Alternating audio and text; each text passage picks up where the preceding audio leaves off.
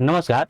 BSSC की series में आज हम हाजिर हैं 18/12/2011 में आयोजित बीएसएससी सचिवालय सहायक प्रारंभिक परीक्षा के प्रश्नों को लेकर, जिसमें इस पाली में हम लोग जानेंगे सामान्य अध्ययन से जुड़े हुए क्वेश्चन। तो चलिए शुरू करते हैं। पहला क्वेश्चन है, श्री कुमार बनर्जी निम्नलिखित में से किससे संबंधित है? तो देखिए यहां पर आपका हो जाएगा, ये परमाणु ऊर्जा भी हो जाएगा, है ना। इसके सचिव रह चुके हैं और भाभा परमाणु अनुसंधान केंद्र इसके निदेशक रह चुके हैं। तो ये आपके दोनों आंसर हो जाएगा। ठीक है, चलिए आगे देखते हैं। सतलज नदी का उद्गम है भारत में, चीन में, पाकिस्तान में, इनमें से कोई नहीं। चलिए तो कहां हो जाएगा? तो हो जाएगा चीन में। ठीक है, सतलज नदी का उद्गम स्थान जो है वो है राकस ताल झील है। ठीक है, और ये कहां है? तो चीन में है ना। चीन। भारतीय संविधान सभा ने भारतीय राष्ट्रीय ध्वज की रूपरेखा को अंगीकार किया। तो कब किया गया? तो किया गया 22 जुलाई 1947 को। ठीक है, 22 जुलाई 1947 को। चलिए ठीक है, और ध्यान रहे जैसे कि पहले ही बताया जा चुका है कि भारत के राष्ट्रीय ध्वज का जो डिजाइन जो किया गया था वो किया गया था पिंगाली वेंकैया के द्वारा। ठीक है, पिंगाली वेंकैया, इस बात को ध्यान में रखिएगा। ठीक है, चलिए अगला, भारतीय राष्ट्रगान पहली बार गाया गया तो कहां गाया गया था? यह गाया गया था 27 दिसंबर 1911 को कलकत्ता अधिवेशन में। ठीक है, ध्यान रखिएगा 27 दिसंबर 1911 को कलकत्ता के अधिवेशन में। ठीक है, चलिए अगला क्वेश्चन, भारत में श्वेत क्रांति के जनक माने जाते हैं तो ये माना जाता है डॉक्टर वी कुरियन। ठीक है, इन्हें श्वेत क्रांति का जनक माना जाता है। ध्यान रखिए, तो श्वेत क्रांति किससे संबंधित है? तो ये आपके संबंधित है दूध के उत्पादन से। ठीक, चलिए आगे, भारत का राष्ट्रीय फल है तो भारत का राष्ट्रीय फल क्या है? तो राष्ट्रीय फल है आम। ठीक है, इसे फलों का राजा भी कहा जाता है। ठीक है, इसका वैज्ञानिक नाम क्या है? तो है मैंगीफेरा इंडिका। ठीक है, इसका वैज्ञानिक नाम है मैंगीफेरा इंडिका।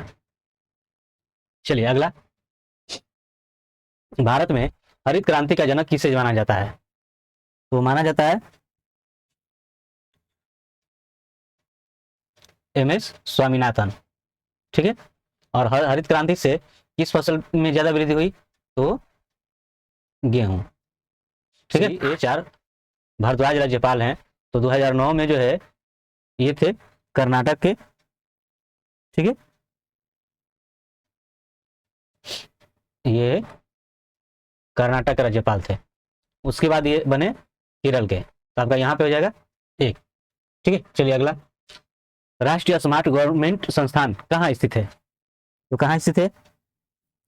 तो वह है हैदराबाद में। ठीक है, चलिए अगला क्वेश्चन, वह भारतीय टेनिस खिलाड़ी जो फिल्म निर्माण हेतु हॉलीवुड से जुड़े हैं तो कौन हो जाएगा? तो हो जाएगा अशोक अमृतराज। ठीक है, अशोक अमृतराज। ठीक है, चलिए, लव निम्नलिखित में से किस खेल से संबंधित है? तो किस खेल से संबंधित है? तो यह है टेनिस। ठीक है, टेनिस, यहाँ पे लव का मतलब शून्य से होता है। ठीक है, चलिए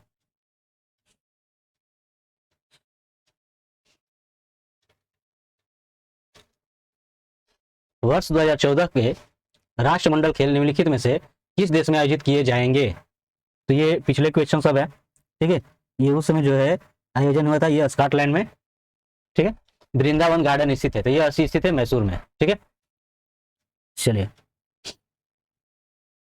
उस राज्य का नाम बताएं जहां से अधिकतम संख्या में केंद्रीय रेलवे मंत्री बने हैं। तो कौन सा राज्य है? तो है बिहार। ठीक है, बिहार। चलिए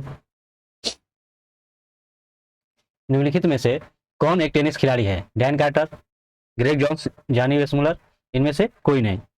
तो कौन है? तो वो हो जाएगा इनमें से कोई नहीं। देखिए, डैन कार्टर जो है ये रग्बी टीम के खिलाड़ी हैं, ठीक है ना, ये रग्बी टीम के खिलाड़ी हैं, ठीक। ग्रेग जोन्स जो है ये फुटबॉलर है, ठीक है। और जॉनी वेसमुलर, तो ये कौन है? तो ये आपके है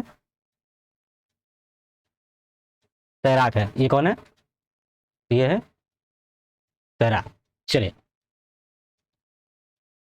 सिखों के 10वें गुरु गुरु गोविंद सिंह का जन्म हुआ था, तो कहाँ हुआ था? पटना में। दुनिया का नवीनतम देश है, कौन है नवीनतम देश? तो वो आपका हो जाएगा दक्षिणी सूडान, ठीक है, दक्षिणी सूडान। चलिए, न्यूनतम साक्षरता वाला प्रदेश है, कौन है? तो है बिहार। चलिए, सम्राट अशोक महान जिसने 40 वर्षों तक भारत में राज्य किया, की राजधानी का उस समय नाम था, तो वो था पाटलिपुत्र। चलिए, अगला क्वेश्चन। ऐसा प्रथम इंजीनियरिंग स्नातक जो किसी राज्य का 2 बार मुख्यमंत्री रहा हो संबंधित है, तो कौन है? तो वह है नीतीश कुमार, ठीक है, जो कि बिहार से संबंधित है, ठीक है ना। तो 2 बार ही नहीं, ये कई दफे जो है मुख्यमंत्री बन चुके हैं, वर्तमान में यही है। चलिए, अगला क्वेश्चन है, निम्नलिखित में कौन देश एशियान का सदस्य नहीं है? तो देखिए, एशियान जो है ये 10 देशों का संगठन है, ठीक है, जिसमें आपका जो है Brunei, Jerusalem, Cambodia, Indonesia, Laos, Malaysia, Myanmar, Philippines, Singapore, Thailand और वियतनाम शामिल है। तो कौन शामिल नहीं है? तो है बांग्लादेश, ठीक है। चलिए, अगला क्वेश्चन देखते हैं। उस राज्य का नाम बताइए जहां से भारत का प्रथम राष्ट्रपति चुना गया, तो वह है बिहार, है ना। जैसा कि जानते हो आप, प्रथम राष्ट्रपति कौन थे? तो डॉक्टर राजेंद्र प्रसाद, ठीक है। कहाँ के रहने वाले थे? तो रहने वाले थे बिहार के, ठीक है। चलिए, अगला क्वेश्चन। निम्नलिखित में कौन सा आयोग सर्वप्रथम भारत के संविधान की किसी धारा के अंतर्गत किसी निश्चित प्रावधान के अनुपालन में स्थापित किया गया? तो कौन सा हो जाएगा? तो वो हो जाएगा चुनाव आयोग, ठीक है। 1946 में गठित अंतरिम सरकार में डॉक्टर राजेंद्र प्रसाद किस विभाग के मंत्री थे? तो वो थे खाद्य एवं कृषि विभाग के मंत्री, ठीक है। जैसे कि आपको पता होगा कि 2 सितंबर, ठीक है, 2 सितंबर 1946 को जो है अंतरिम सरकार का गठन हुआ था, जिसमें 12 मंत्रियों के नामांकन जो है ये हुआ था, ठीक है। चलिए, वैश्विक तापमान के बढ़ने की समस्या से निपटने के लिए अपने लोगों पर कार्बन कर लगाए जाने का प्रस्ताव करने वाला विश्व का पहला देश निम्नलिखित में से कौन सा है? चलिए, तो वो है न्यूजीलैंड, ठीक है। और ये कब शुरुआत की गई थी इसकी? तो 2005 में। चलिए, अगला क्वेश्चन। निम्नलिखित में से किस क्षेत्र में वर्ष 2005 में इंदिरा गांधी परमाणु अनुसंधान केंद्र ने उल्लेखनीय उन्नति की? चलिए, वो हो जाएगा फास्ट ब्रीडर टेस्ट रिएक्टर के यूरेनियम प्लूटोनियम मिश्रित कार्बाइड ईंधन का पुनर्संसाधनीकरण में, ठीक है। इच्छा मृत्यु को कानूनी रूप देने वाला पहला देश निम्नलिखित में से कौन सा है? तो वह है नीदरलैंड, ठीक है। तो नीदरलैंड है। यहाँ पे नवंबर 2000 से जो है इस नियम को लागू कर दिया गया है, ठीक है। चलिए, अगला क्वेश्चन। निम्नलिखित में से कौन एक हिंदुस्तानी शास्त्रीय गायक है? तो इसमें से कौन एक है? तो है गंगूबाई अंगल। विश्व आर्थिक फोरम की वार्षिक बैठक का स्थल दावोस, ठीक है, कहां पर स्थित है? तो कहां? स्विट्जरलैंड में, ठीक है, स्विट्जरलैंड में। चलिए, ओलंपिक खेलों में किस खेल के लिए वाल वार्कर कप प्रदान किया जाता है? तो यह दिया जाता है मुक्केबाजी के लिए, ठीक है। चलिए, अगला। प्राचीन नगर तक्षशिला निम्नलिखित में से किनके बीच में स्थित था? तो किनके बीच में स्थित था? तो यह था सिंधु तथा झेलम के बीच, ठीक है। इन दोनों नदियों के बीच में जो है यह तक्षशिला जो है स्थित था। निम्नलिखित में से कौन सा विद्रोह बंकिम चंद्र चटर्जी के उपन्यास आनंद मठ के द्वारा प्रसिद्ध हुआ? तो कौन सा विद्रोह? तो वो था सन्यासी विद्रोह। ठीक है, चलिए अगला क्वेश्चन। निम्नलिखित में से कौन सा कथन सत्य नहीं है? तो कौन सा कथन इसमें से सत्य नहीं है?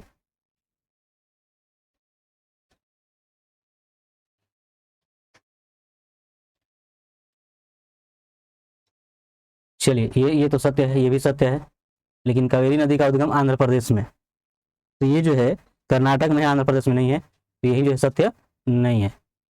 ठीक है, चलिए आगे देखते हैं। 1929 में किसकी अध्यक्षता में आयोजित हुए भारतीय राष्ट्रीय कांग्रेस के लाहौर अधिवेशन में ब्रिटिश शासन से पूर्ण स्वतंत्रता का प्रस्ताव पारित किया गया? तो जवाहरलाल नेहरू। ठीक है, जवाहरलाल नेहरू की अध्यक्षता में। चलिए, कोलंबो से अल्मोड़ा तक व्याख्यान निम्नलिखित में से किसके अनुभव पर आधारित है? तो वो आधारित है स्वामी विवेकानंद के। ठीक है, वैज्ञानिक तथा औद्योगिक अनुसंधान परिषद का अध्यक्ष कौन है? तो कौन है वो? हो जाएगा भारत का प्रधानमंत्री। केंद्रीय जल एवं विद्युत शोध केंद्र कहाँ स्थित है? तो स्थित है खड़गवासला में, खड़गवासला में। ठीक है, चलिए अगला।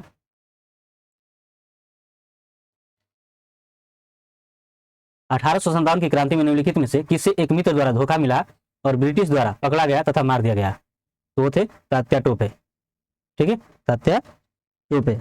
इनका मूल नाम था रामचंद्र पांडुरंग। ठीक है, इनके जो विश्वस्त मित्र थे मान सिंह, उनके द्वारा जो है इनको धोखा दिया गया था। ठीक है, चलिए निम्नलिखित में किन देशों के समूह से भूमध्य रेखा गुजरती है? तो 13 देशों से होकर गुजरती है। ठीक है, 13 देश कौन कौन है? तो वो आपके हो जाएंगे Ecuador, Colombia, Brazil, Sao Tome, Principe Gabon, Congo गणराज्य। ठीक है ना, युगांडा हो गया, केनिया हो गया, सोमालिया हो गया, मालदीव हो गया, इंडोनेशिया और करावती। ठीक है, मतलब ये आपका कोलंबिया, केनिया और इंडोनेशिया हो जाएगा। ठीक, चलिए राजनीति का निम्नलिखित में से कौन सा एक दिशा निर्देशक सिद्धांत महात्मा गांधी के दर्शन से जुड़ा हुआ है? तो वो है ग्राम पंचायतों की स्थापना। हड़प्पा सभ्यता संबंधित है किस युग से? तो वह है कांस्य युग से। ठीक है, भारत तथा चीन के बीच सीमा बनाने वाली रेखा है, तो कौन सा है? तो वह है मैकमोहन रेखा। ठीक है, नीचे दी गई प्रमुख घटनाओं का सही तिथिक्रम क्या है? एसएलवी 3 लॉन्च है, बांग्लादेश का बनना है, सिक्किम का भारत का 22वां राज्य बनना और पोखरण 1 परीक्षण। चलिए तो क्या हो जाएगा? तो देखिए पहले बांग्लादेश बना। ठीक है, पहले क्या बना? बांग्लादेश, उसके बाद जो है पोखरण परीक्षा हुआ था। ठीक है, तब जो है सिक्किम ये भारत का 20वां राज्य बना था, और उसके बाद जो है आपका एसएलवी जो है उसकी लॉन्चिंग हुई थी, तो आपका हो जाएगा इसमें पहला। चलिए आगे, मैगिनॉट रेखा किन देशों के मध्य स्थित है? तो किन देशों के बीच हो जाएगा? तो हो जाएगा फ्रांस और जर्मनी के बीच। ठीक है, ये बनाया गया था जर्मनी सेना को जो है रोकने के लिए। ठीक है, चीनी तीर्थयात्री ह्वेनसांग ने भारत का भ्रमण किया, किसके शासनकाल में किया था? किसके शासनकाल में किया था? तो किया था हर्षवर्धन के शासनकाल में। ठीक है, 630 ईस्वी। ठीक है, चलिए पूर्ण क्रांति का आह्वान किया गया था, तो किसके द्वारा? तो लोकनायक जयप्रकाश नारायण ने किया था। ठीक है, विंग ऑफ फायर के लेखक कौन है? तो कौन है यह? तो एपीजे अब्दुल कलाम। चलिए अगला, भाखड़ा नंगल बांध स्थित है, तो कहाँ स्थित है ये? तो यह सतलज नदी पर है। ठीक है, सतलज नदी पर है ना, और ध्यान रहे सतलज नदी कहाँ से गुजरती है, निकलती है? तो ये निकलती है चीन से, और हमारे भारत में कहाँ से भारत में कहाँ से प्रवेश करती है, तो हिमाचल प्रदेश से। ठीक है, चलिए। कलहण द्वारा रचित राजतरंगिणी है, क्या है, तो यह जो है कश्मीर का इतिहास बताती है। ठीक है, ध्यान रखिएगा। चलिए अगला है,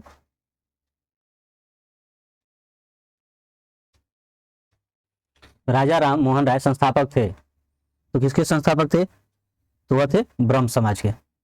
ठीक है, तो देखिए ये जो ब्रह्म समाज की स्थापना जो है राजा राम मोहन राय और देवेंद्रनाथ टैगोर ने किया था कलकत्ता में। ठीक है, अगर विडियो आपको अच्छा लगा हो तो लाइक करें, शेयर करें और सब्सक्राइब करना ना भूलें। मिलेंगे अगले वीडियो में बाकी बचे हुए क्वेश्चनों को लेकर। तब तक के लिए धन्यवाद।